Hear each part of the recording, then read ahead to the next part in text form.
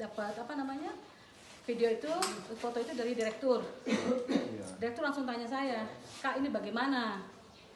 Begitu. Jadi saya bilang, sabar, saya tanya Kak Ins, kebetulan Kak Ins ada di rumah saya. Terus Kak Ins tanya sama yang jaga semalam. Begitu. Jadi mungkin Pak Hendrik bisa tolong jelaskan kenapa di Palang, bukan Palang, kenapa ditutup begitu ya. Sebenarnya kita tutup itu karena mengantisipasi alat-alat di dalam itu untuk hilang, karena ini kan kuncinya rusak, kunci depannya rusak, baru yang dinas pagi kan tidak datang karena mereka takut, jadi tidak masuk. Jadi kalau kita buka nanti alat-alat di dalam hilang. Jadi karena mengantisipasinya, karena kunci ini kan hari Minggu cari tidak bisa, jadi kita palang dulu baik. Yang pintu ini menghadapnya keluar, jadi ya, nggak bisa dipalang dari dalam. Kalau dia bukanya ke dalam, palangnya keluar begitu. karena kalau dia bukanya ke dalam, kita palangnya dari dalam. Cuman karena dibukanya keluar, jadi palangnya dari luar. Kan memang syarat rumah sakit kan begitu, pintu kan menghadap keluar, bukan menghadap ke dalam gitu. Jadi kita seperti palangnya itu. dari luar. Jadi bukan bermaksud mau tutup rumah sakit atau tutup IGD atau bagaimana, tapi memang karena dia berpas malam dan dinas pagi belum datang, alat ada, pintu tidak bisa dikunci, akhirnya dia inisiatif sendiri pun tidak tanya saya. Jadi saya makanya tanya kepala IGD, sudah konsultasi karena memang inisiatif begitu, karena takut barang-barang hilang. Jadi bukan sengaja ditutup atau bagaimana, tapi kita tadi sudah ganti kuncinya, karena kita coba cari di toko, ya ternyata sudah bisa ganti kuncinya. Jadi begitu bapak-bapak sekalian. Ini istilahnya kami juga minta klarifikasi mengenai adanya hoax ya, pemberitaan ya yang disebarkan oleh orang yang tidak bertanggung jawab bahwa rumah sakit di Palang TNI. Ya, makanya tadi saya bilang toh, makanya saya jelaskan bahwa bukan istilahnya yang kami minta istilahnya untuk klarifikasi bahwa itu bukan perintah dari bukan perintah ini, karena tadi tidak ada yang jaga selanjutnya. Begitu. Jadi makanya Pak Mantri berinisiatif kunci dari luar gitu, bukan tidak kunci tapi dengan kayu, bukan dengan kunci seperti itu.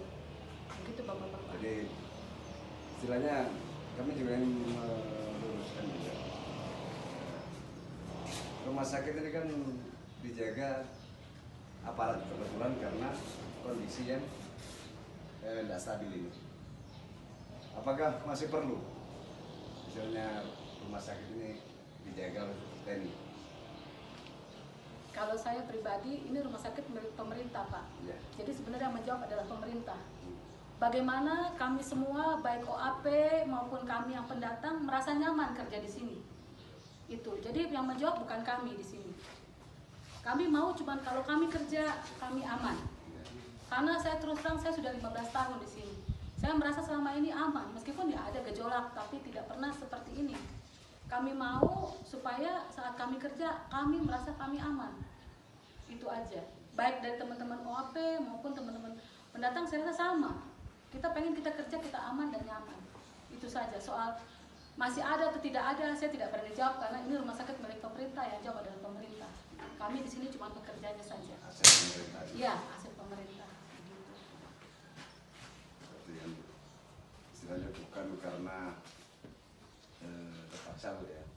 Jadi kami juga istilahnya menjalankan tugas apa yang diperintahkan untuk jaga aset pemerintah ini, yang termasuk istilahnya keamanan di wilayah ini. Jangan sampai istilahnya ancaman yang diberikan dari kelompok PM untuk istilahnya ke rumah sakit, baik itu dalam pembakaran ataupun intimidasi kepada nakes, itu yang kami jaga. Jangan sampai barang itu terjadi. Betul ya, Bu? Iya, Pak. Begitu istilahnya. Jadi mungkin itu yang jelas bukan dari aparat yang menutup. Bukan. Nah, terus mengenai pasien, apakah pasien sesuai dengan hoax? Apakah pasien itu memang diusir dari rumah sakit ini, atau memang istilahnya ada kebijakan dari rumah sakit ini? Iya, begini Pak, semenjak hari pertama peristiwa ada, memang kami